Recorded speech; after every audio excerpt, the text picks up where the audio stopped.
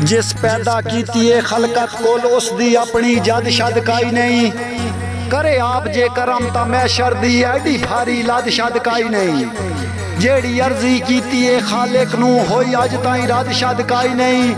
मेरा रब अल्ताफ जे मूडे छोवे मुड़ करम दी हद शद काई नहीं जी मोहतरम इज्जत माब मलक जरार हैदर सदयाल रई साफरान से आल फखरे वनहार जिला चकवाल जनाब दे हुक्म दी तामील जनाब दे शरीका दे पेशे नजर मत समझे निखड़ के मर गया होसी इस गल दा कतल ना गम कर मैं ता शुक्र दे कलमे पढ़दा वतदा मेरे कौन ना अख पुर नाम कर हथी करके कतल तलक दा हुण तायर पिया मातम कर मैनू तेरे रोज 18 मिलदे पर मन चबलूटा काम कर छां दरवाजे दी वाडिया सजना दी होंदी रौनक लाजे दी।